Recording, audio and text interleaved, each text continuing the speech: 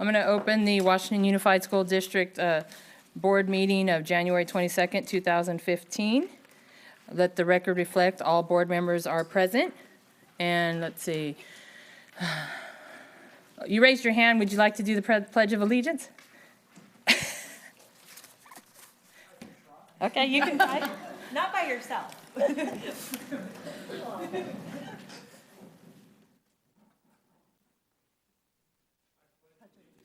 The flag of the United States of America, and to the republic for which it stands, one nation, under God, indivisible, with liberty and justice for all.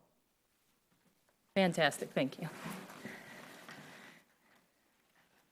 Our agenda is a little different tonight. We're going to go ahead and go to action item number 1 and approve the applicants for the Citizens Bond Oversight Committee. Thank you, President Cruz. We have, in fact, good news to report tonight. We had 16 applicants for our Oversight Committee for the bond. On November 4th, the community overwhelmingly supported our bond measure, so we're very excited about that. And a promise we made to our community was to establish an Oversight Committee. This is just good practice. So we're excited that we have a number of applicants. You'll recall that we talked about a certain number of categories, very specific categories that needed to be included in the representation of the group, and we have all the categories met. You'll see on the chart that you received. Again, with 16 Oversight Committee members applying, my recommendation to the board is that we approve each and every one of our applicants and thank them very much for their contribution of service and support to our schools and to our kids. So that's the recommendation from staff this evening. Are there any comments or motions at this time? I'll make a motion. Approve. Oh, sorry. Go ahead, Katie. I'll make a motion to approve. And I'll second that. All those in favor say aye. Aye. Those opposed? We're glad to accept all 16 applicants. And at this time, do we want to go ahead and have a little reception? Perfect. Thank you very much, members of the board. I would like to congratulate our Oversight Committee members and thank you for being here this evening. We have representatives from the Superintendent's Advisory Committee, our community input team that was very much involved in the work in preparation for the bond. These folks put in a lot of hours and they're committed to doing more. And we really appreciate your contributions and support. A small token of our appreciation is reflected on the refreshment table here. I just need to, for the record, to state, since you are now officially Oversight Committee members, that no proceeds from the district or the bond funds are supporting this reception. So that's why it's rather modest, but again, please enjoy. We'll break for about 20 minutes or so for a reception. Thank you. Thank you.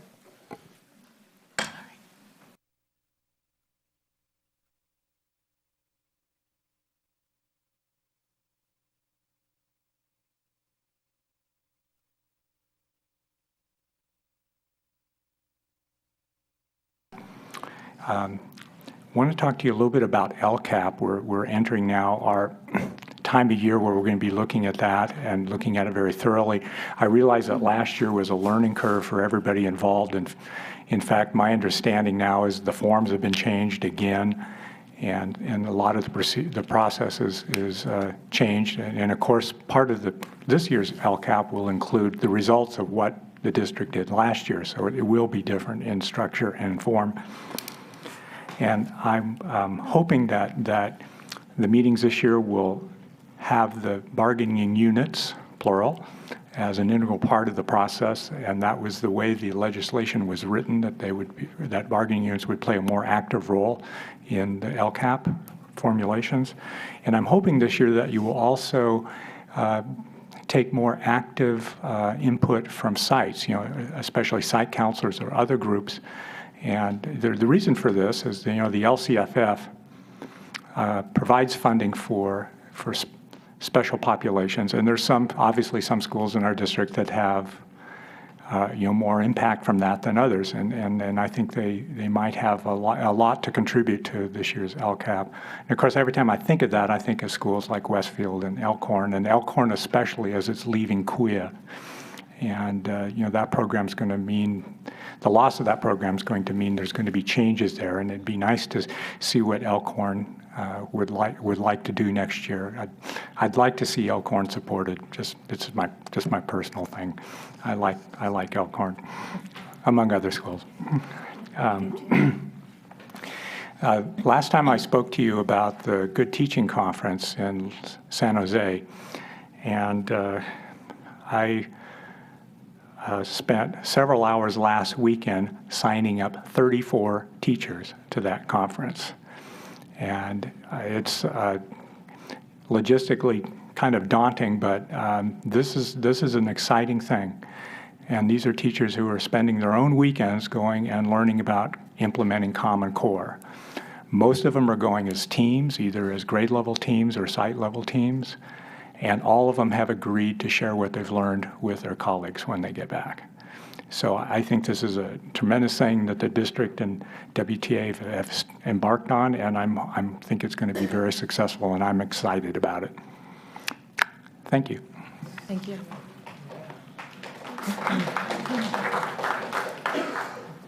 CSEA, Deborah?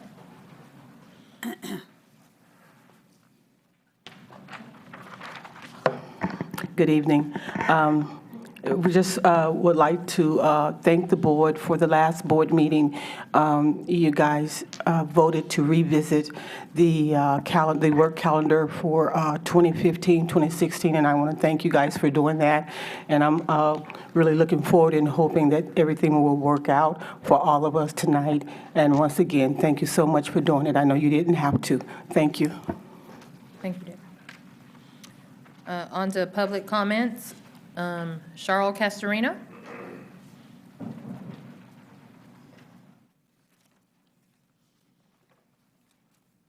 Hi, I'm here to represent LULAC. It's the League of Latin American Citizens, the Yolo County Progressive Council, 3204.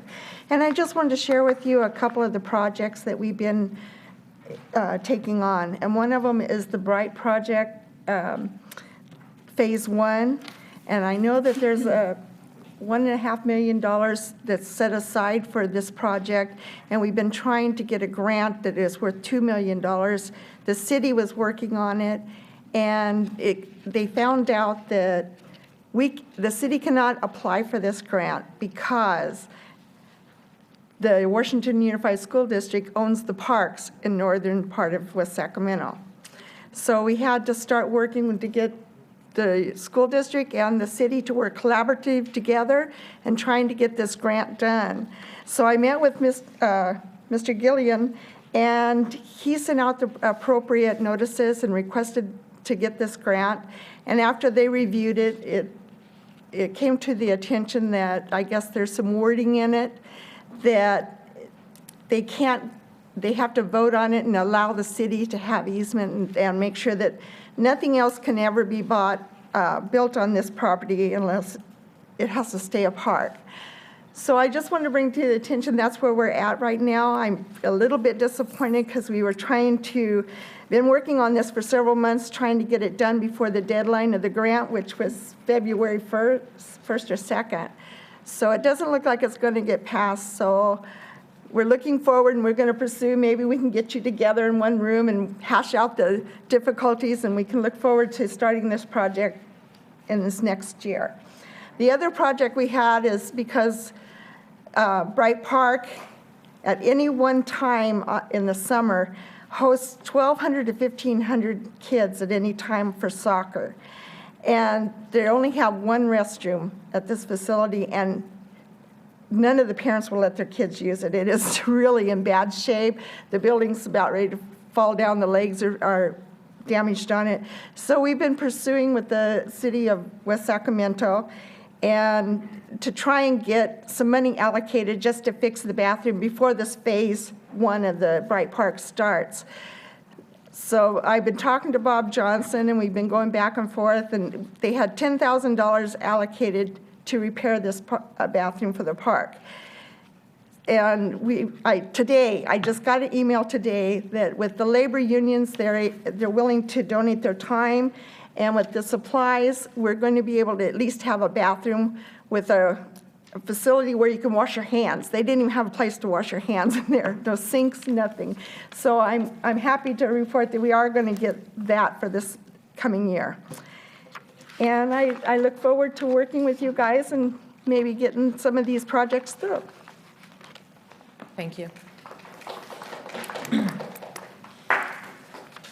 Kevin Johnson?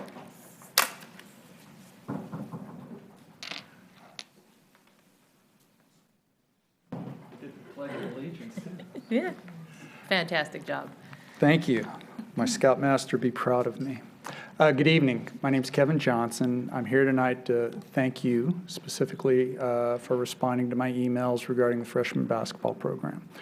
I also wanted to make others aware that as a parent of a freshman at River City High School who was participating in the high school basketball program, that there was an incident that greatly concerned me, that has required me to pull my son off the basketball team because of the significance of it. I know I've met with Principal Moish. He is looking into the issue. I would ask that the school board, as our advocates, request that a parent meeting be held to address this incident so that all the parents at one time could be informed of what is found out, whether or not the rumors and accusations are true that have been going around. I believe they are true, and that's why I pulled my son off the basketball team.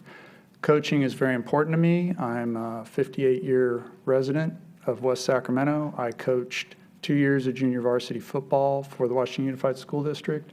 I was asked to coach on the first football program when River City and Washington High School and James Marshall were combined. I coached with Chris Baker. I understand coaching can be emotional, but I hold all coaches to the same standards as I would a teacher, and that teachers and coaches have the same influence on kids. They have the same responsibility to conduct themselves accordingly with kids. A little side note in the last 2 minutes, if it hadn't been for my coaches giving me such a positive, wonderful experience, I would not have believed I could have played junior college football, which I absolutely had no reason to go play. But that got me to college. From there, I ended up transferring to UC Berkeley and received a degree in architecture. Again, if it hadn't been for coaches having such a big influence in my life in such a positive way, I don't know what I would be right now. But coaching is important, and it needs to be elevated in standards at the high school. One item that I do want to bring your attention to, I know Principal Moich has told me that he's undertaking it with Athletic Director King.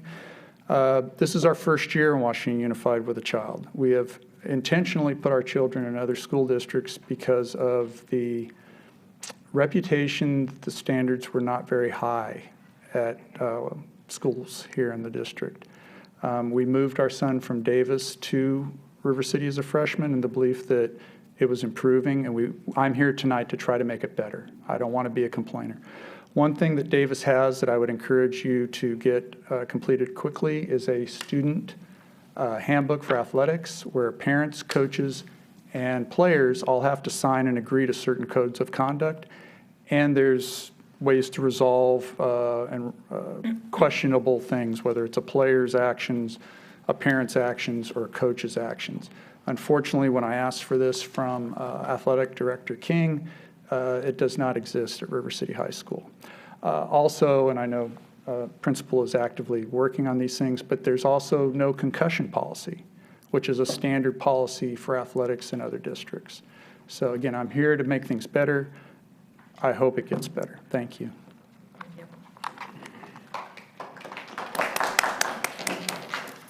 Derek Barrett.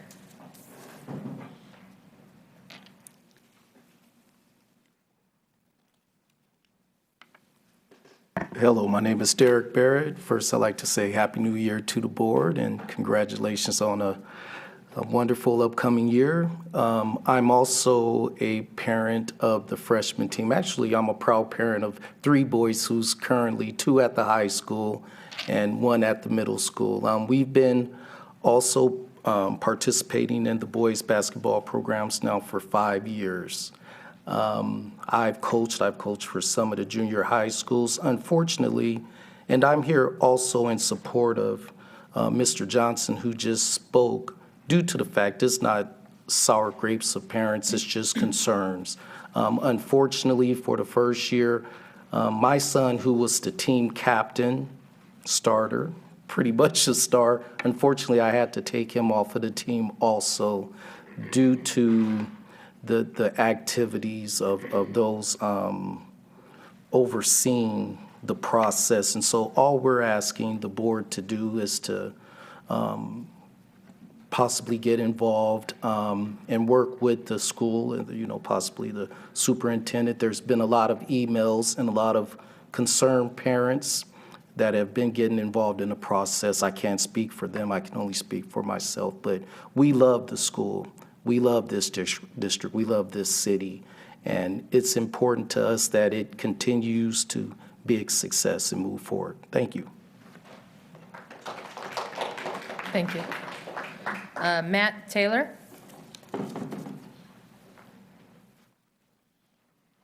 Hi, everybody. My name is Matt Taylor. I am the recently elected trustee Area 1 for Yolo County Office of Education. So I wanted to come and introduce myself.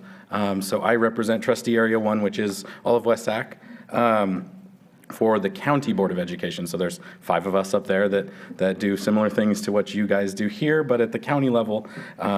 And so really I wanted to come and introduce myself and let you know that we're ready to help in any way that we can. Trying to build the relationships between the local districts and the county is one of our board's priorities. We just had a 4-hour board retreat on Monday, and one of the things that came out of that was let's try and work with our districts. Norma and I both serve on the Yolo County School Boards Association together, so there's a forum for us to do that work. And Jesse Ortiz, the superintendent, and I will be reaching out to find out if there's any critical needs or critical issues that the county board can help with, or the county office can help serve the districts in a better way than has been done historically. So I'll try and attend some of the meetings and keep up with some of the issues here. And if you need to reach out to me, my email is matt.taylor, matt.taylor, @ycoe.org. And I'm always available for meetings if we want to catch up and chat. Thank you. Thank you. I have board and superintendent comments. Excuse me. Board Member Villegas? Yeah, there we go, sorry. Some of you may know that it's open enrollment for Covered California, and I'd like to let you know that you can get signed up with help here right in West Sacramento at our Family Resource Center over at the old Bright School. And I have flyers and I left some out there, but we want to get all West Sacramentans with health insurance. And I wanted to also let you know that we're doing a great project. I told our board members about it earlier, but at the Sycamore Trail, this is an ongoing project that Dayton was involved in when he first came to Washington Unified. And we've turned half of the Westfield Elementary School into a park, but the trail behind it, which is kids' route to school, a lot of the kids that go to Westmore or Westfield Village go to school that way. We've cleaned up the trail, and we've gotten a lot of grants from Bank of America, and now this current grant is from Wells Fargo, and we're doing picnic tables and benches, and if you'd like to join us in the installation of the trees, actually, we're planting 70 trees on Monday, and we're looking for volunteers. So 9 o'clock Monday, Sycamore Trail, all of you are invited to come. Thanks, that's it. Thank you. Board Member Alcala? Oh, yes, I attended my first committee meeting with the Yolo County School Board Association, and I volunteered to be on the committee for the Excellence in Education Awards, and they honor teachers who have distinguished themselves in education, and that is scheduled for March 16th, so I'm hoping some of the other board members will also attend. And they actually have some wonderful seminars that they gave me. I'm going to have copies made for all of you for us to attend. One of them is through the Yolo County Office of Education. They have State of the State in California Education that's slated for January 30th. And it talks about local control and accountability plans. So I really encourage everyone to attend this. I'm planning on it. And then we have also on February 24th, they're having What Educators Need to Know About AB 540. And that's the undocumented students' eligibility for tuition. And we have a lot of students that fit into that criteria. So I think that's something that we really should also attend. And let's see.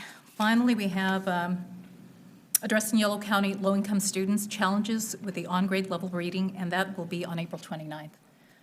So I've often been told that if students aren't at reading level by third grade, they're going to have a very difficult time, catching up. And that will definitely be a benchmark that will say whether these students are going to be going to college in the future or not. So I think this is something very informational for all of us to attend and be able to share that, with the public and with parents as well. And then finally, there is going to be, in collaboration with UC Davis University, the Cesar Chavez Youth Leadership Conference. And I've been on this committee now for 3 years, and it's a wonderful event for students. I know that in West Sacramento, we've had various students attend. It's going to be on the 28th of March this year. Last year, Dolores Huerta spoke, but what's really fantastic is they bring students in from throughout California, so it's not just in the northern region. We've actually had students from outside of California attend this conference, and last year they had 1,200 students. And they have a lot of partnerships. They have attorneys, they have educators, people in different fields, so students are exposed to all the different occupations that are out there and the possibilities for them.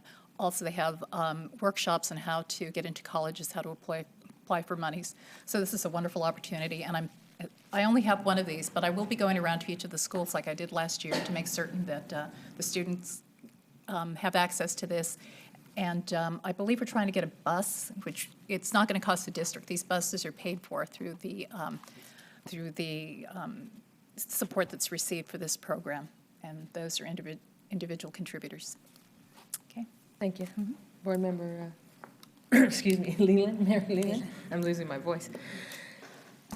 Yes, we had our first committee meeting that I am responsible for, and that is the Up for West Sac. That's our universal preschool program here in West Sacramento, and it's just a model program, I think, for the state and the nation. So I'm really proud to be on that committee. I want to thank Sarah Kirby-Gonzalez for serving as the board member rep.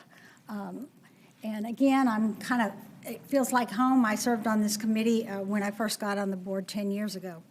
What I'm really excited about is that they have just completed an evaluation. It's a longitudinal study of 3 years, and I think it would be really helpful for us as a board to kind of bring some of the highlights of that study on what we're seeing in our preschool kids here in West Sacramento. And I also know that the preschool program, we're up against some funding challenges. I know that part of the first 5, or maybe even 50% of the first 5 funding that comes to universal preschool is threatened. And so we really need to get the word out in that, there is power in preschool, that preschool is the foundation for us really closing the achievement gap. So I was excited to be at the first meeting. Not excited to hear about the funding cuts, but I think the evaluation speaks for itself. So that may be something that I'll include at the end of the meeting to put on a upcoming agenda. And then also with our workforce development, our CTE programs, I think it's really important as board members to have as many opportunities as possible to be out with our business community. And so it was a great event. I shared it with Norma, I know was there, and Katie at our Chamber of Commerce Awards night. And so that was just exciting to see our West Sacramento business community, many of them. In fact, it was highlighted how they're partners in our program, and it was just exciting to be a part of that and to see the dynamic growth and economic development that takes place in West Sacramento. But they can't do it alone, and certainly our education system in Washington Unified is very important to them as they are to us. And then on just a practical note, I, as an administrator at Sac City College, I raise money for scholarships every year, and I have never put out sort of a call to all those West Sacramento students that attend Sacramento City College. And there are more and more students, whether in high school or right out of high school, attending Sac City College. And there is scholarship money available to you. We raise about $180,000 that we give out every year for scholarships. So if you're out there, if you're a parent, make sure that your child, if they're going, or a student is going to Sacramento City College, now is our scholarship sort of the window when our applications are open, and it closes on March the 6th. So I just want to encourage, I want to see, our West Sac students, have a part of that funding, and that would make me really happy as a board member. And then there is an event March 13th talking about fundraising. It's bowling for schools, and that's our West Sac Ed Foundation. And we'll give you more information probably at the next couple of board meetings, but it's going to be a really fun event, some competition between schools. It includes students. That is a minimum day, so we're not taking kids out of school to bowl. But just a fundraiser that goes directly back into the schools through the West Sac Education Foundation. So I just wanted to announce that March 13th. Thank you. Thank you. Board Member Kirby Gonzalez? Thank you. No committee updates, but I have met with many parents in my community who have been worried about Bridgeway Island Elementary School camping out. And so if you could help us spread the message too, and the people here, that last year every kindergartner got in, and folks are very nervous about it, and they definitely start lining up the day before. And so we just want to get the message out that every kindergartner was accepted and that board policy has been changed. And so in the past, we've had kids worried about overflowing to other schools, bad policy that we've worked together to change. And so they no longer need to fear that. When their child is in kindergarten, they're in kindergarten. We've made the space. And so I just want to share that message and make sure that it's out there for everyone. And we've had some discussion, and I'd like to ask for it, I'll ask for it at the end, but to look into some childcare, possibly if your child is in a PM kindergarten, you're at work, what do you do to arrange that? So if we can have some discussions about working with those working families and accommodating them. And let's see, also letting everyone know that you can go on a site visit. The principals are very excited to welcome you in. And so those people who are a little nervous about kindergarten and what to expect, call up the school, talk to the principal, and ask for a school visit. They will be happy to give you one. And now I know is the season for visits. So come do that. Also, I'm excited about our consent agenda with Stonegate Elementary School. The parents there have worked very hard to bring in a garden. And so thank you also to Mr. Landsberger, who's gone out with them and met with them and architects. And so they'll be moving forward on that project as well, which is exciting. And I think that's it. Thank you to all the teachers who are going to the Good Teaching Conference. It's one I have been to and found very meaningful in the past. I know that there's a lot of teachers who give up their time to go to PD, and we need to realize that when they're at professional development, very often they're not getting paid. They're there because they're excited. They want to be there. There's good stuff that they can bring back. So I appreciate all of them who are going, and I share the concern that I know Elkhorn has been able to do some really fabulous PD that people have been able to go to. And since funding is changing, we want to make sure that you continue to get support for that. So thank you. Thank you. I want to share that there's a CSBA training this weekend, and I know myself and Board Member Alcala will be attending in Sacramento. And on the same note, I did get all the paperwork in for the CSBA delegate, but unfortunately they're not accepting in our area. So darn, that's one thing I won't be able to do this year, maybe next year. Also, I wanted to encourage board members and myself. I plan on going, but Mr. Bracey's in the area doing his anti-bullying things at all the schools. So if you guys get a chance, I know there's some parent, teacher, and some students. So I mean, I'm excited about going out to see that. So, and let's see. There are lots of sports going on in our district right now, elementary schools everywhere, so I encourage you to go out and support our local youths and have a good time. It's a good thing to watch them grow up and get out to the high school and even go on to college. And I have to do a little boasting of my own, and I'm not trying to make light of any subject that was talked about here tonight, but my son is on the River City High School freshman basketball team, and I received a text they won tonight, so they're 5-0, so I have to boast because he's on the team. So, on to, I'm sorry, Mr. Superintendent, do you have any comments? Thank you. Just real quickly, I want to reiterate something you said regarding Kevin Bracy. He really is a strong component in our anti-bullying efforts, and if you could see him in action, it's really remarkable. I believe Angela sent the dates to you, and if you can't find that, please call us and we'll help you out with that. But there's a number of opportunities coming up. That's really all I have at this point to report. Thank you. Thank you. Go on to, Oh, I'm sorry, may I just mention one more thing? I forgot to mention, I shouldn't have. I met today with Chancellor R. Pimentel, the West Sac campus, and I was so impressed. One of the hopes that he has is to bring a lot of college success classes to the community college, and he's hoping to offer these as part of some of the curriculum with the high school. And that's really exciting. It would really encourage the students, start looking at college and get their feet wet by attending some of these classes. And he has some other fantastic plans. I think we've all met with him. And I believe he has an incredible vision that will also help us, gear our I should say, just get our kids really motivated and help them focus in on wanting to attend colleges, by exposing them, even if at the junior college level. So I think we all agree that, we're very fortunate to have Mr. Pimentel over at the Sacramento City campus. Can I just chime in? sure. Since Norma brought up our West Sac Center, or Sacramento City College West Sac Center, the public is invited to our 5-year celebration, and that includes all of the board members and public, on January 29th at 4 o'clock.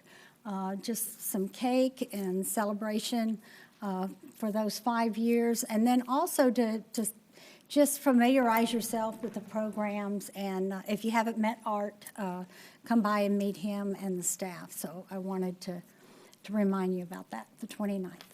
Thank you. We can go on to O, the public hearing. We have a few public hearings tonight. The first public hearing I'd like to open is the Sunshine Washington Unified School District bargaining proposal to CSEA for fiscal year 2014-15. Being no comment, we'll close that hearing. Public hearing number 2, public hearing conveying non-exclusive easement for public right-of-way to the city of West Sacramento for public street purposes, Todd Hunter Avenue, Riverbank Road, and Carey Streets. Having no comments on that, I'll close the public hearing for that. Item number 3, public hearing approving agreement for purchase and sale of real property to convey 9.12 acres and temporary construction easement to West Sacramento Area Flood Control Agency, ordering cancellation of existing MOU on property with Pake Properties for dry farming, 3259 Redwood Avenue. Hearing no public comment on that, I'll close that hearing. Public hearing number 4, conveying a permanent public access and service easement for bus lane and bus stop to City of West Sacramento, Jefferson Boulevard, River City High School. Opening that hearing. No comment for that. We'll close that hearing. Information item P, as in Paul, update on community outreach activities and community engagement.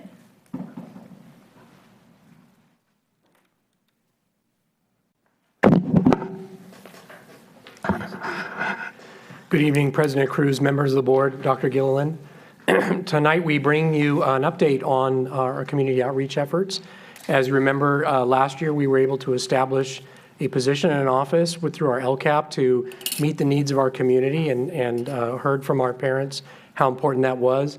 We were hoping to bring forward a presentation a little bit earlier, but needed to postpone, but we were requested to do this tonight, and so we bring you some information. This is consistent both with our LCAP and with the board priorities, and something that we may end up I imagine, discussing on the 31st when we have our work session. We talk about that. But did want to give you an update of our events and activities, and you might see a couple of exciting surprises tonight. I introduce, there she is, familiar face, Katie Niemer, who's our coordinator of community outreach, and she will begin with us. Thank you for allowing us to have some time to explain what we've been doing. There's 3 categories that I want to focus in on tonight that we've had some success in. And those 3 categories are parent outreach and education, publicity and media, and integrated support services and advocacy.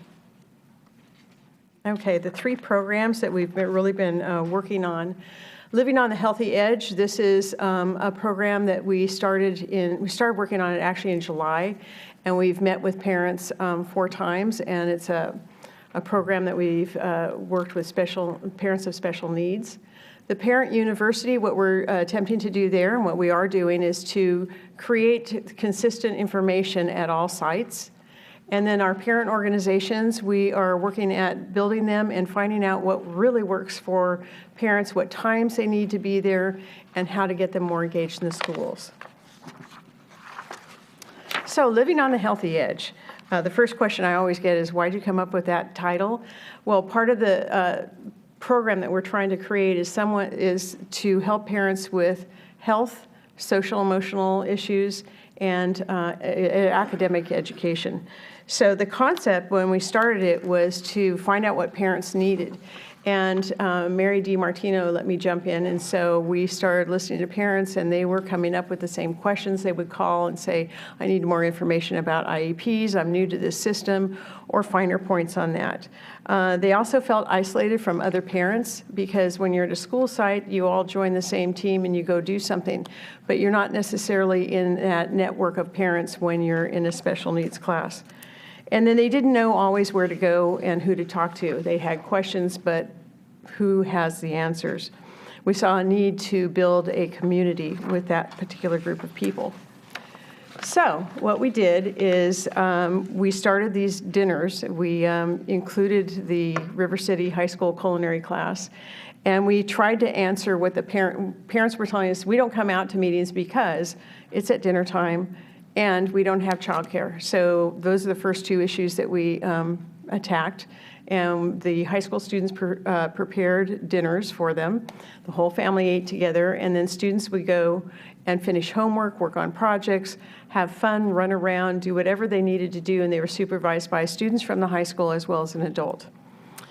During that time period, on that first meeting, we pulled parents into smaller groups by grade level, and we asked them, what is it that you need? And so they brainstormed, did a whole list of needs, and then we gave them dots to vote. I love voting dots. So they placed their vote by the topics that rose to the top for them.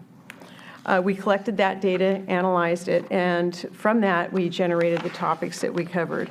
We covered the IEP basics, IEP advanced, report cards, the new report cards, how do you deal with that? And a category that we hadn't even considered before, and that's dealing with siblings. You have siblings that are not special needs kids, and sometimes they feel left out, and so how do you deal with that family dynamic? Post-high school education for 16 to 18-year-olds, parent networking, and then surviving the holidays, which again is another topic we didn't really consider. But during the holiday season, there's a lot of turmoil, things change, you don't have dinner at the same time, so how do you make holidays more standardized so the kids know what to expect? The evening dinners were held on September 17th, October 15th, November 19th, and we're having our last one on March 18th. There were between 50 and 165 people who attended, and the outcomes were really positive. In fact, Mary and I got lots of phone calls and people talking on the way out, and they appreciated that they had acquired the information. They had new contacts to find out information from. They liked building the strong relationships with the families, and they felt like they had that network now. And the lessons that we learned, they loved the dinners and the childcare. That was number one. We initially planned a meeting for 1 per month, and they said that's a little bit too much, so we do between 3 and 4 a year. And in general, they liked the information. So we took that and we used that information to go to develop our parent university. And from the parent university, what we've taken everything we learned in the fall, and for our spring parent university, we're having our first one with Kevin Bracey, and you have one of the flyers up there for the March 18th one, which is the last special ed dinner that we're having. But you also have a schedule, and I am going to have to change a couple of dates because there were conflicts with that one school. But he's going to be working with parents and helping them become advocates for their students and to help them at home know how to navigate the system at school. We're also having the same type of message for staff and for students at each site. Common Core has been ongoing, so we're going to have an official one somewhere between now and April. Depends on when they're having that Kevin Bracey speech. If they have it in April, then they're going to have Common Core now. So they're fitting it in, and I'm available to help them. And then we have our last one in May, which is all about transitions. There are huge transitions for our students, and parents need to know how to help them through that. You know, homework all of a sudden is more, the biggest one that I'm used to is the 8th grade to 9th grade. So there's a huge transition there, and all of a sudden they have to step up and become responsible. There are other parent universities that are unique to schools. So some schools come to me and say, this is what I need, and so I help them get that. So these are just the ones that are consistent at all sites. This is a visual of a timeline that tells you kind of when things are happening. The only change that I know of up there is under the parent university. I know that goes till the end of April. We have our last school on April 15th, but then there are what they call huddles, so those will continue on through April. Publicity and media. Okay, so this is the fun part. I've been learning my task, and I've been updating Facebook, and it's easy to access, and people are used to using Facebook, so that's been one of my first tasks, and we're going to stop and show Facebook.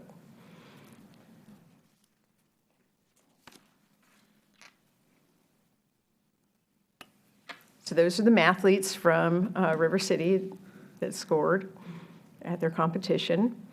This is Kevin Bracey reading something, and it's a little synopsis of what happened at their student leadership meeting.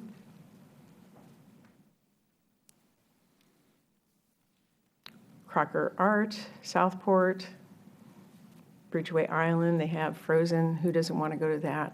That sounds like fun. So that is accessible on our website. We're still working with some details to have the icon there, but it says follow us on Facebook, so you can get on anytime on our front page.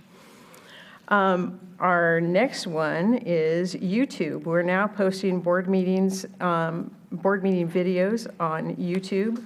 The last 3 meetings have been recorded, and they are posted now on our website.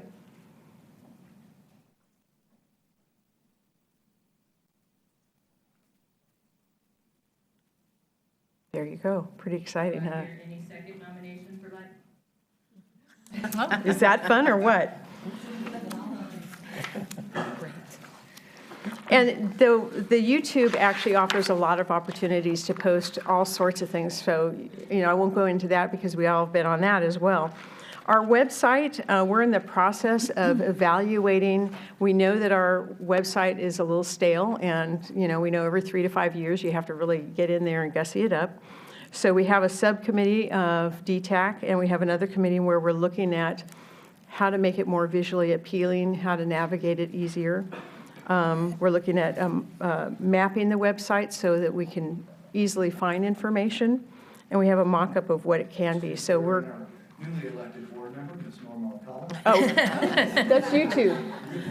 You got to turn YouTube off. I didn't touch it. But it's in the background. Okay. Or you just trying to? I wasn't messing with it. Okay. And then lastly, Parent Link. We have 3 phases of that. It's a program that we have that's fairly easy to use. So the first phase was to train principals and their support staff. The second phase will be to log teachers onto it so they can contact their own students. And the third phase is to include mobile devices. So we're also working with outside, I know it's not on here, but we're working with outside agencies. We have a resource book. We have a spreadsheet of services available. So now they're consistent across the sites. And one of the agencies we're working with, and you also have a flyer there, is the West Sac Education Foundation. And we're having a fundraiser on March 13th, bowling. I challenge you to challenge other teams and have a lot of fun and raise a lot of money. And our last part is the integrated support services. And there are home liaisons are our first defense, if you will, our first communication tool. And a couple of them in the audience, so I'm going to have them stand up and wave. You stand up, okay. Pavel, Alex, and Lorena. And then we have our two social workers here, Graciela and Elizabeth. So the three that I introduced at first, they're part of our home liaison team. There are 5 of them. And what they do is they translate phone calls, meetings, concerns, and they work with teachers. They do home visits. They work to build parent groups. So they've, at Elkhorn and Westfield, have changed some of the parent meetings, and they meet in the morning and they hold them in Spanish. And now they're highly attended. So we, again, are looking at what does a site actually need. They're running groups, both parent and students, according to the needs of sites. And then at some point, they refer to outreach specialists. So if they start to work with a student about attendance and it's not, they understand that there are bigger issues than just attendance, our outreach team steps in. Once outreach works with that group or that parent or that family, and they realize there are even bigger issues, they go to our social workers. So we have a tiered level process that's very effective. We've been gathering data about our home liaisons and where they spend their time. 35% of the time is on attendance, 40% on meetings, both individual and group, 5% on supervision. They go out at lunchtime and recess to get to know their kids. 15% documentation, filling out forms, putting things in areas, and 5% other, and the other, it's like home visits or training that they're going to. So we've combined forces to create a super team of home liaisons, outreach specialists, and social workers, and they work together to help parents and students. The team meets twice a month. We go through professional development. We have outside agencies come in and talk to us. Due to the uniqueness and effectiveness of our team, California Department of Education has invited us to present our model at the 2015 Foster and Homeless Education Youth Summit in March. So in closing, there are many activities that happen in this position, meeting with individual parents and helping them connect to the community services, helping families find housing, food, referring them to domestic violence assistance, medical health, mental health, has made a profound change with our families. And what I'm seeing is the type of work helps students come to school ready and able to learn. So that's the beginning of this work, and I'm just really pleased that you've given us the opportunity to do that. Any questions? Anyone? I just have a comment. Sure. I'd like to thank this board for, well, Norma, it was a little bit before your time, but for approving the social work positions and taking that step. And so excited to have the social workers here. As a social worker myself, I just can't help but think that this is a good thing for West Sacramento and Washington Unified. So thanks, Katie, for all of your hard work and the outreach staff. And I know personally the work that they do, and they've done a great job. And I just want to say thank you. It's great. Thanks. Thank you. It sounds wonderful. I just have some questions. Are you gathering data on absenteeism? I mean, the difference between, since the program's been implemented, and truancies, information like that, is that being gathered? Yes, we gather everything through multiple sources. So in terms of absenteeism, we're using the attention to attendance. But our home liaisons are the first people to talk to families. And I can tell you, most of the time when they start talking with families, it's not just an attendance issue. There's always other things that contribute. And that's why I believe it's making a difference to attendance, because they're solving some of the issues that the family faces, whether it's transportation, or a lot of times it's housing, mental health. There are a lot of things going on with the families.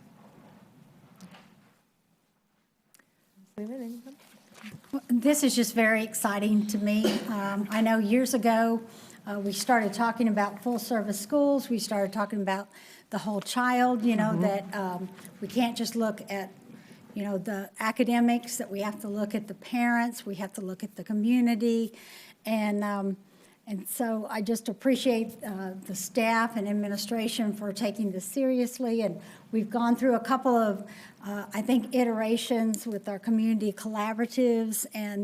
But this is just kind of the icing on the cake. And I was writing down, it's a, model program. This is just something that I think, you really put all the pieces together. And especially with the social worker in there, I agree, Katie, that's so important. Right. That I think we are going to see differences in truancy and absenteeism. And so I'm excited. And I think we signed the contract for that position, your position, in June. So I just want to remind the board how quickly and up and running this program is, because it wasn't that long ago. I mean, I went back and looked, and it was a pretty short time. So definitely what we like to see. Katie, we're glad you're on board, and thank you, Mr. Spalding, for championing it, and for Dayton for really making this an important priority for us, because community engagement, working with parents, is a board priority for each and every one of us up here. So thank you. Thanks. I so appreciate that you said there's food and childcare. I got invited to my first event lately that said childcare. Yes, finally. And we all know that that's what families need, and so thank you for being receptive to that and doing that. I really appreciate that you're tailoring the meetings to what families are asking for and what families need. So not to infringe on that at all, but just as another idea to think about is we had Lynette Campbell talk about restorative justice, and that might fit in also nicely to have a talk like that. I was thinking families might appreciate that. I know I went home and made sure I was using those skills with my kids, and I think other parents would appreciate that too, and she's very knowledgeable. So that might be a good way to use our sources. Also, love that the agendas are already up, that our meetings, that was a huge issue for us. We want to be transparent. We want people who miss our meetings to see what's happening. So I really appreciate how quickly that was done since asking. The high school does a great job on Facebook as well. I'm glad that the district is on Facebook. I think, if I'm on right, there's 18 likes. So everybody in the audience and listening, go to Washington Unified School District and like the page, because we want to get people now engaged in that way too. The parent group I met with recently told me that that was the piece that they were looking for, was social media. And I think that now we're in a place where we need to make sure that we're getting the word out to especially those people who don't have kids in the schools yet. And I know that school districts haven't been in the business of PR as much, but we have so many other groups that really are. They're selling their schools, and they have PR down, and they're putting money there. And as much as I want to, use every dollar straight to our kids, I think that might be something to look at too, even more. So where do we expand some of our PR and really look at it as a way to get our message out? Because there's so many good things happening that people aren't always hearing. So if there's ways that we can support that, I think that would be wonderful. And then my question would be, I've heard lots of great things about the support services that you put in place and the folks that are here in the room. And my question is, are there times when they've had any time to go out into the community as well, and to maybe meet with people who aren't in the schools yet, or to kind of the community outreach piece that might not necessarily be parents yet in our schools, or if that's been a thought or a conversation? That's a really good question. They do, excuse me, they do go out in the community because most of them live right here.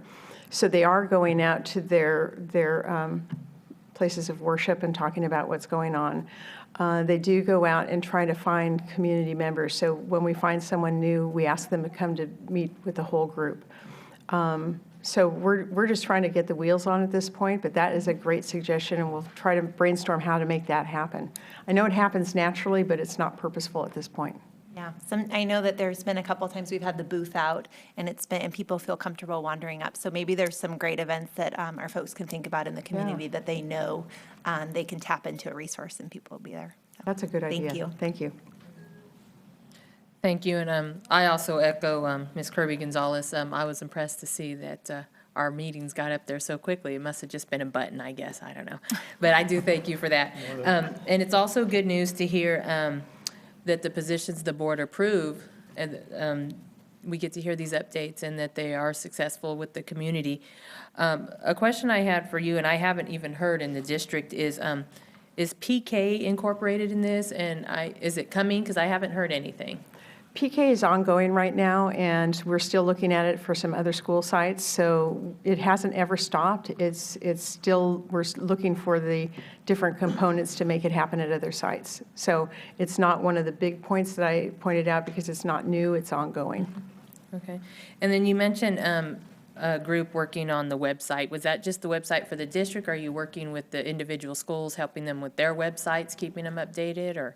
It's the website for the district, because at this point, there's a couple of glitches and it's harder to get information up. So we're trying to figure out an easier way to get information up, to find information, and to make it visually appealing. Okay. Thank you. Is there any more questions? Thank you so much. Thank you very much. Thanks.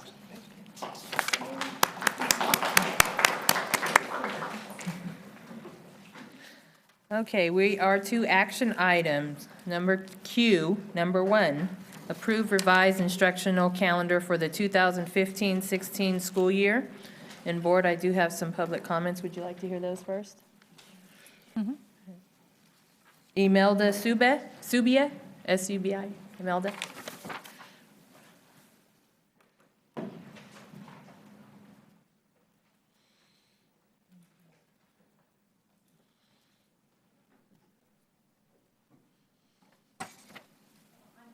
Surprised that I'm first because I came last, Oh, but anyway. I can call someone else. No, it's okay. I'll go ahead and speak. I wanted to speak about the calendar and the issues of how it would affect me and how it would affect our families. My name is Imelda, and I'm the English language specialist at Stonegate. I've been an English language specialist for 24 years in the district, and with the calendar changes, I feel like it would really adversely affect our school district. You know, a lot of our English language families, they go to visit their families during the vacations. If we start school early, I think that we're going to see a lot of families coming to school late, bringing their children, enrolling late, registering late. And I think that would adversely affect us. We would lose money there, but also those kids would lose that time where they are learning the routines from their teachers. The teachers would be affected too because they'd have to reteach that. You know, sure, we teach it anyway, but I think that it would really impact our students and our families. For myself, it would impact me. As a specialist, I work long hours, and I work 2 to 3 weeks after school is out. We also start school early. Specialists, right now, the English language specialists start school about a week early. We need to get into the school and talk with principals, VPs, you know, talk about scheduling and look at our students that we're going to have for the following year or for this next year. So that means not only would we start the second week of August, we would start the first week of August. And, you know, to me, that impacts me and my family time. I'd have less time to spend with my family. If I decide to go on vacation or see my family lives in New Mexico. And, you know, it would just shorten that amount of time that I'd have with my family. And I know that that impacts our families the same way. So I really want us to reconsider that calendar change. I wrote other points that I wanted to talk about. Families in August. You know, August is really hot. We have students coming to school when it's really hot, and that's going to mean more air conditioning. It also affects our schedules in the community. The rec center, they offer swim lessons to the kids in the summer, and I know for a fact that they base their calendar too on our school district. They would cut the sessions shorter. I don't know if the rec center has been, if we've communicated with them and told them that we're going to change our calendar. The library works closely with the community, and if their schedule changes, yeah, that's going to impact them too. and they support our school so well that I hate to see that happen, but we really need to communicate to the community as well. And I think, it's so hot. Let them swim more than, coming to school when it's hot. I know teachers, we care so much about our kids that if it's really hot outside, sometimes we'll keep our kids inside at recess. And I really think that, we need to look at that too. It is really a hot time of the year. I also wanted to talk about ending on a Tuesday. With the proposed calendar change, we would end on a Tuesday. And I think it's absurd. Right now, at the end of the year, the school year, kids are ready to check out.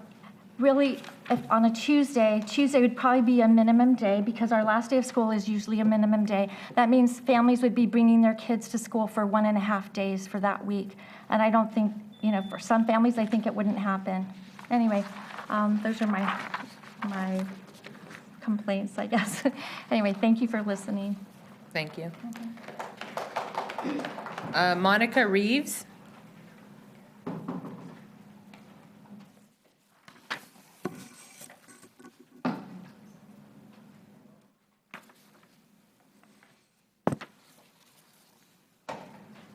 Good evening. I have for you a packet that includes some information about student health and also a potential calendar based on all prior years. And I don't think that you have yet had an opportunity to see what the calendar would look like if it stayed the way it has been the last few years. So I have that in the packet, and it's all hand done and highlighted. I have also in the packet a few letters, one from my school, Stonegate, one from the preschool teachers, a teacher represented from the preschools, and I'm going to read you part of that. We, the teachers and staff of Stonegate Elementary, are writing to express our deep concerns about the adopted 2015-2016 instructional calendar. Our concerns center around the effects starting earlier will have on our students' academics and health. This new calendar creates academic challenges that affect a student's ability to retain and review information before the second semester assessments. In this new calendar, the first semester, second quarter, ends on January 7th of 2016. That is 4 days after we return from winter break. This leaves students and teachers very little time to review material before benchmarks are given. These benchmarks are a critical piece of information that we share with parents during conferences a few weeks later. If we gave the assessments in December, that would mean that we would be giving parents data that is nearly 2 months old. Our second concern is about students' health. And we service students at our school ages 4 to 14 in grades preschool through 8th grade. Here are some health information. In August, the average temperature is between 85 and 95 degrees. According to the Columbia University study, they found that when the air temperature is 91 degrees, the asphalt is 134 degrees. The majority of our playgrounds are asphalt with limited access to water or drinking fountains. The Asthma and Allergy Foundation of America states that Sacramento area is the 56th most challenging place to live because of air quality.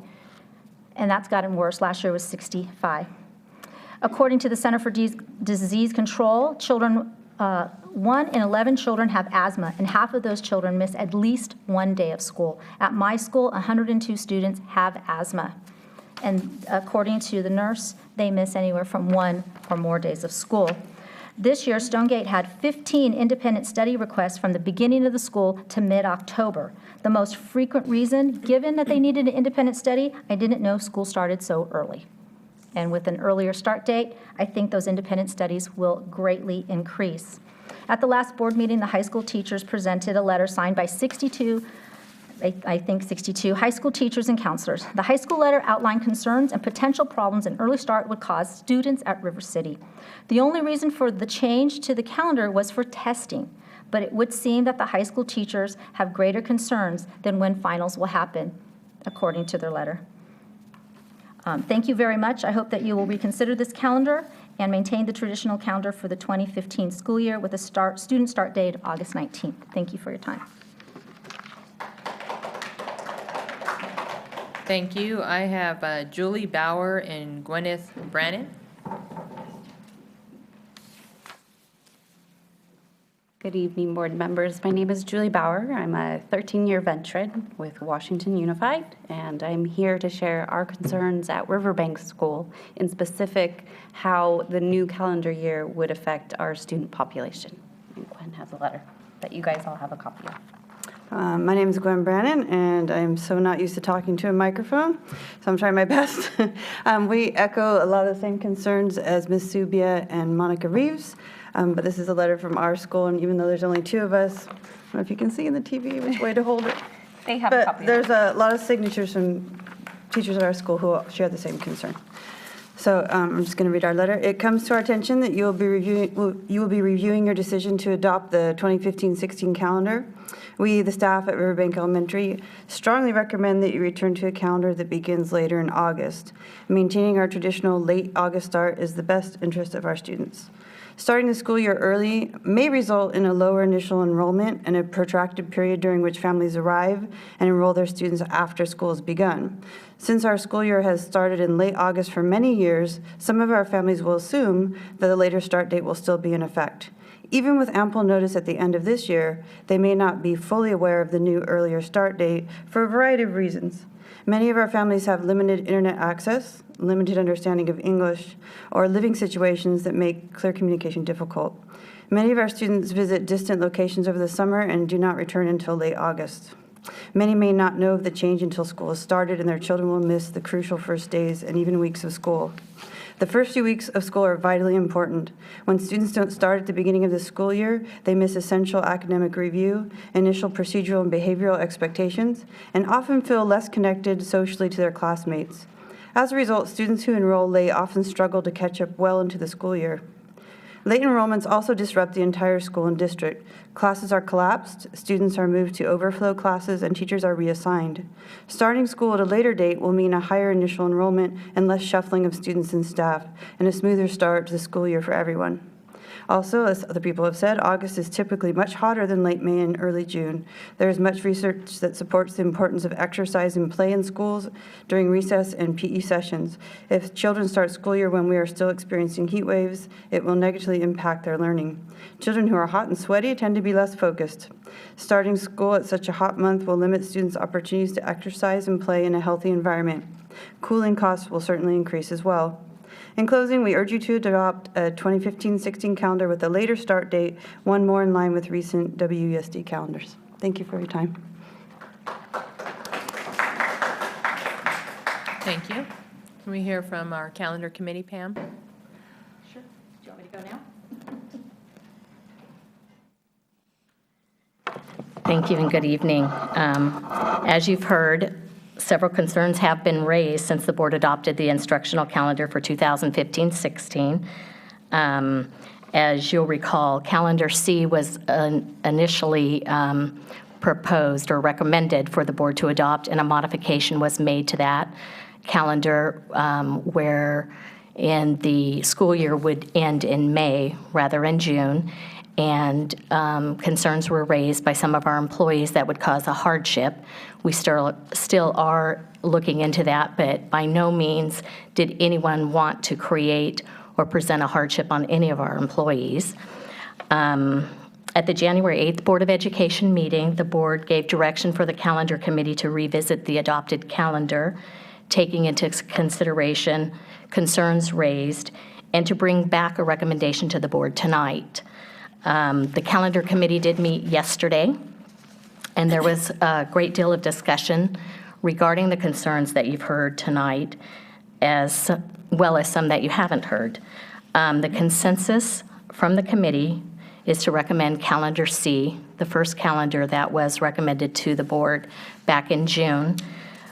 This calendar shows an early start date of August 12th for students, and it shows 2 weeks at winter break and the 2 weeks at spring break with an ending date of June 1st. And I believe you have that calendar before you tonight. This, again, was the calendar that was vetted by staff and parents.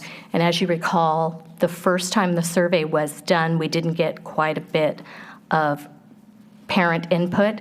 And so the district, at the direction of the board, mailed home surveys to each student household.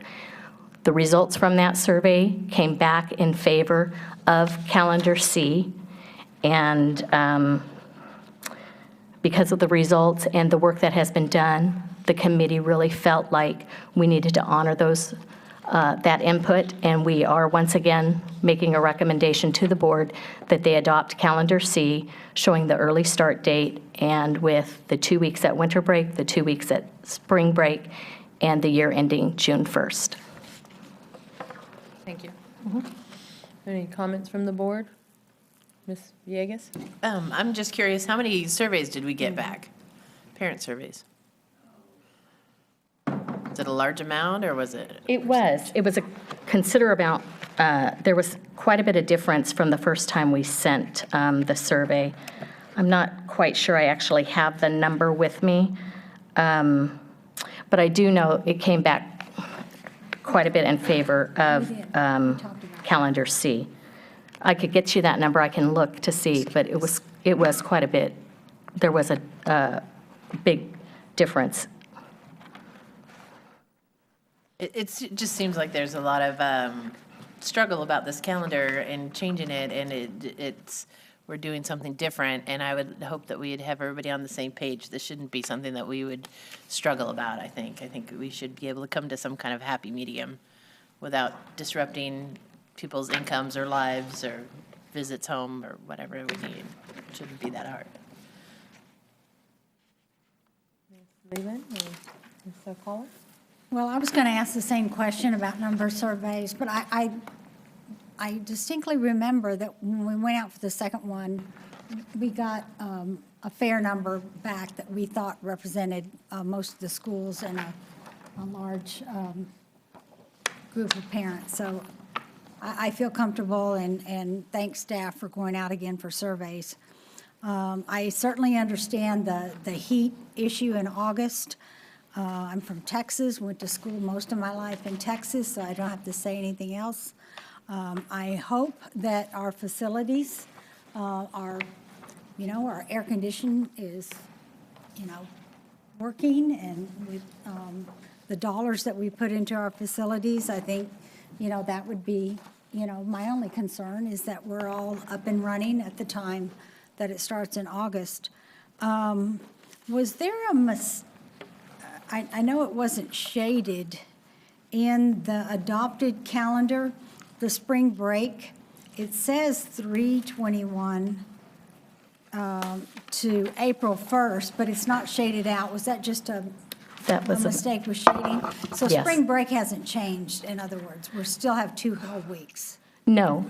The actual, the calendar that we have in the 14-15 school year is 1 week. The calendar that the board adopted should have only been 1 week. I believe the calendar C shows the 2 weeks from 3/21 to 4/1. If you were to stick with the calendar that the board adopted in June, the spring break would be March 21st through March 25th only. Okay, so it's a typo in Yes. our adopted budget. Yeah. Okay. I do have a question. Were these surveys sent out in Spanish and in English, or just in English? Just in English. I'll have a comment. I'm the one that made the motion to bring this back, and I attended the calendar committee yesterday, and I'd like to thank the calendar committee for meeting again in such short notice after bringing this back. We had great conversation, and in approving the calendar last summer, I think wasn't thoroughly reviewed, and I would apologize to staff and CSEA if it caused any stress. But it was addressed at length yesterday. We all agreed in the room how valuable all the employees are, as well as our families.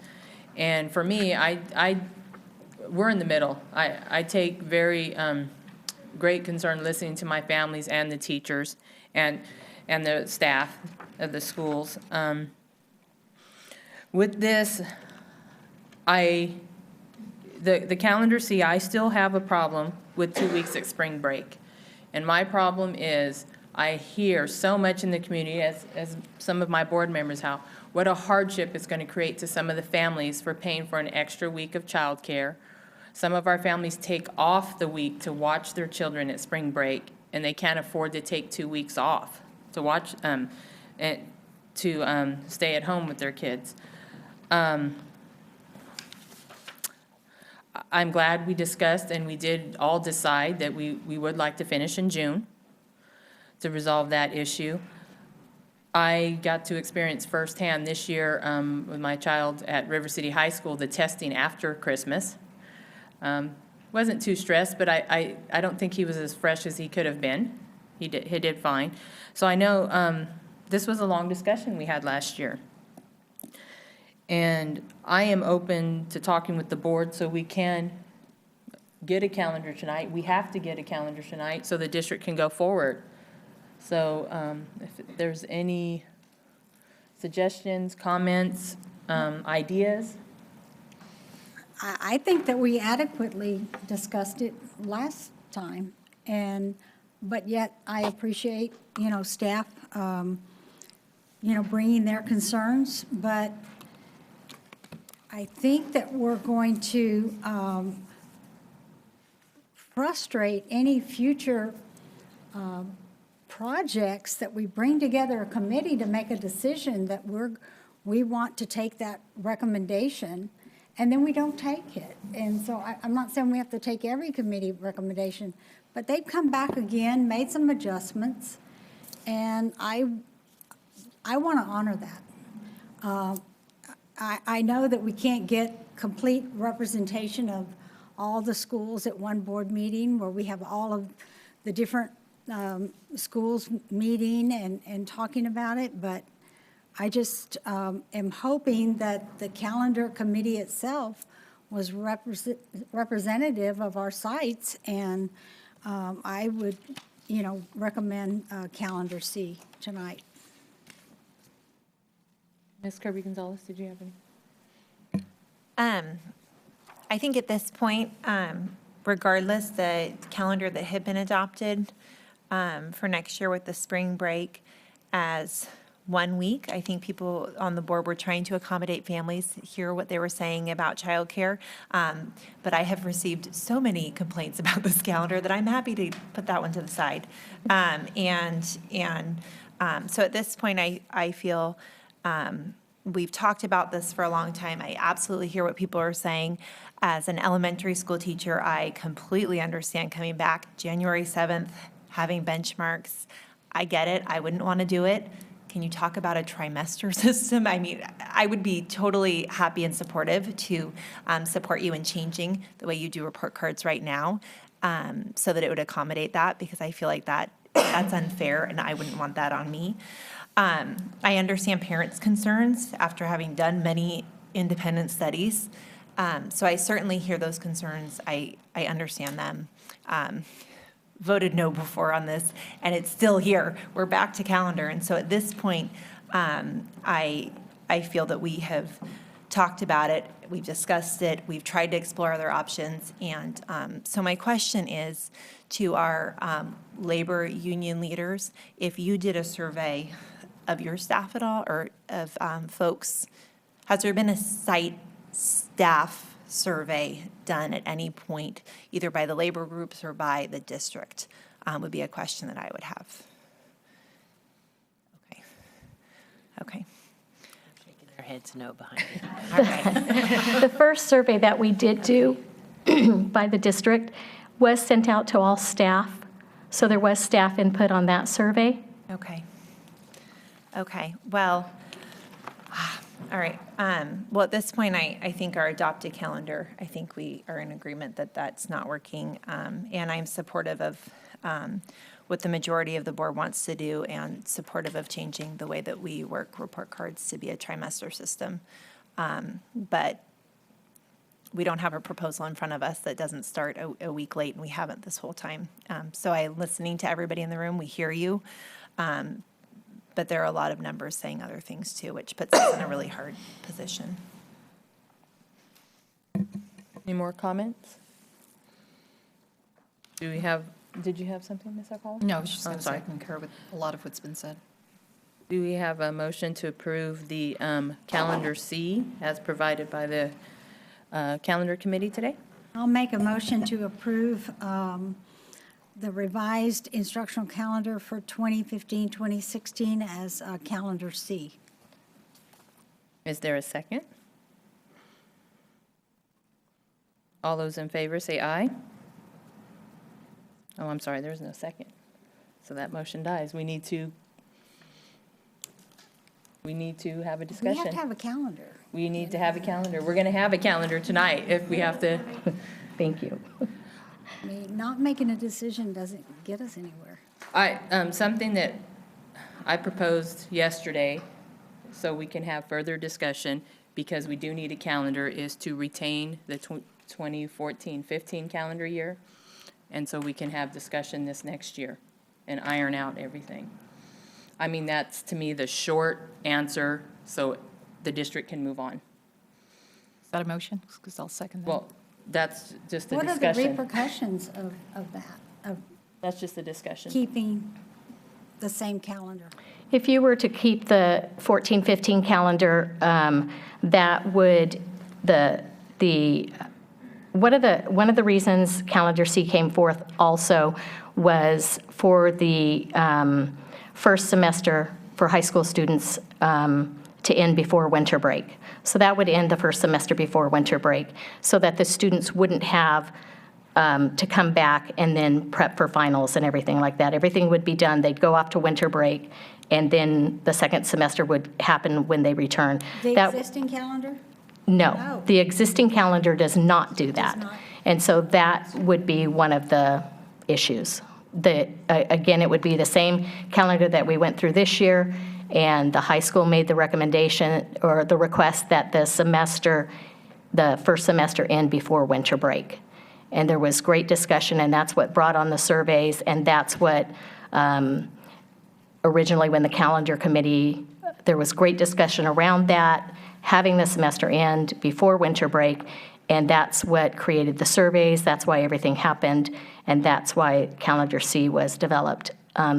Originally, when the survey was done, there were 3 different calendars that went out, and when the responses came in, it was, did you want to start a week early? Did you want to start a week, have 3 weeks at winter break? Did you want to have 2 weeks at spring break? And the responses on both surveys came back with calendar C, starting a week early, 2 weeks at winter break, 2 weeks at spring break, ending June 1st, in agreement that the first semester would end before winter break. So didn't we have a large group of high school teachers opposing this calendar? No. Is that not right? Yes, they're shaking their heads, yes, but. There are some concerns now coming from the high school that it isn't necessary, so to speak, to end before winter break. There still are high school teachers who would like to see winter break or the first semester end before winter break, so it's kind of There's mixed. a difference of opinion in the high Yes. school. I, too, would like to see winter break before Christmas, but I don't want to discourage the calendar committee. I concur with Ms. Leland.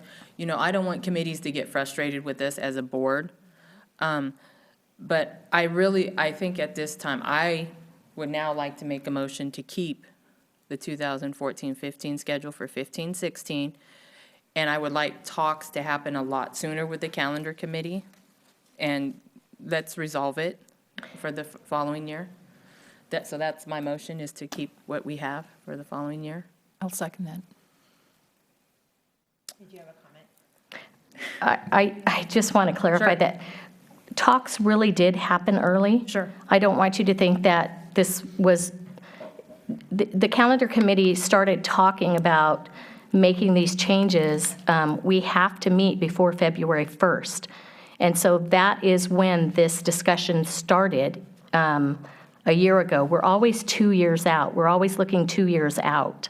And so I don't want you to think that we didn't start having conversations until later in the year. These conversations did happen early. And let me clarify myself. I know the calendar committee has spent a lot of time. I know they did the surveys, and I apologize. I wasn't suggesting you didn't start early. I want to say, let's start early. Let's start now, getting a lot of input, trying to resolve it.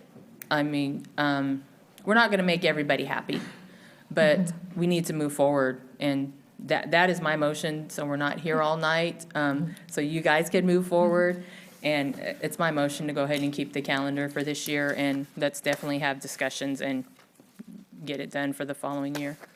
And I'll make quickly before you vote, just as you have that discussion, also looking at, I know a lot of districts start early in August, so looking at changing for a trimester, quarter as well, being part of that discussion if the calendar committee wants to start earlier.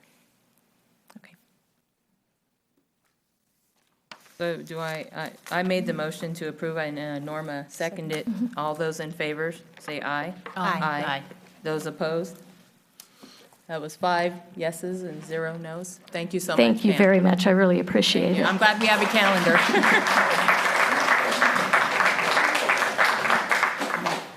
And thank you, board. I know that was a long discussion. Action item number 2, on Sunshine Washington Unified School District bargaining proposal to CSEA for fiscal year 2014-15. Is there any comments, questions? And I have a motion to approve the Sunshine Washington Unified School District bargaining proposal to CSEA for fiscal years 2014-15. So moved. Is there a second? Second. All those in favor say aye. Aye.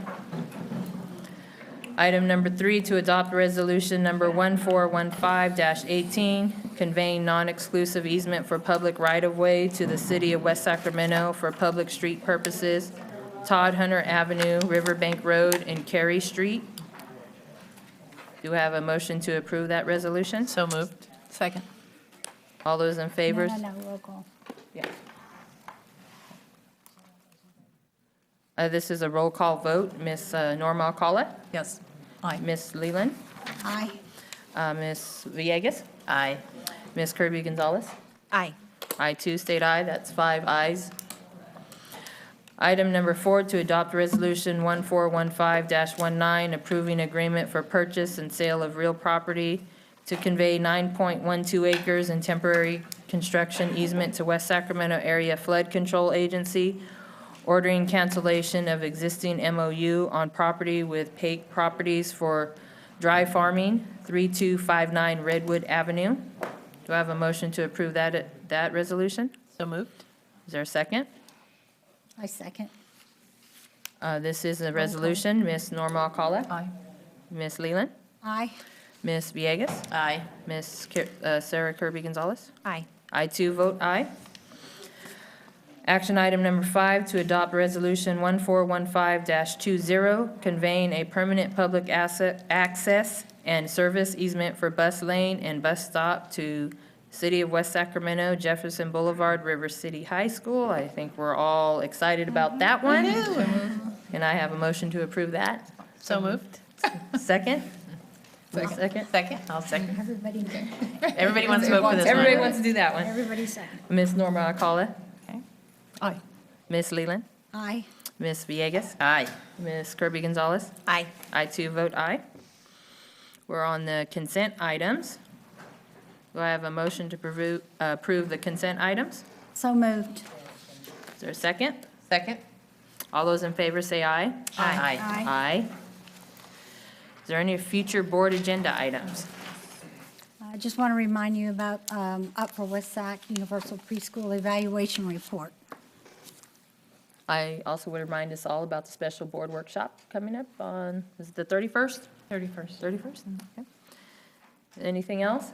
I'd like to, as we have more discussions, so maybe we're not ready for the next board meeting, or maybe we are. We'll talk about when, but have a discussion about AM, PM kindergarten, and how those determinations are made. And I just worry about some of the working families, and so how they're accommodated, and if there's a way that we can look into working with some outside agencies on childcare if students are come early, things like that. Is that it? Can I have a motion to adjourn? Oh, I'm sorry. Oh, I was just There's going to one more. say, I was going to send out, I just received a fact book, and it's the Condition of Latinos in Education 2015. I don't know if you've seen it, but it's kind of hot off the press, but it talks about Latinos from preschool all the way through graduate education, and I just thought it was a great report and something that we can also align with our preschool report. So just expect that in your box because it's a lot to print out. And I'll send a copy to both the superintendent and Mr. Spalding. I don't think you've seen this. I talked to Bill. So. Okay. Thank you, Mary. Thank you. Anything else? No. Can I get a motion to adjourn? So moved? Second? Second. All those in favor say aye. Aye. Aye. Thank you.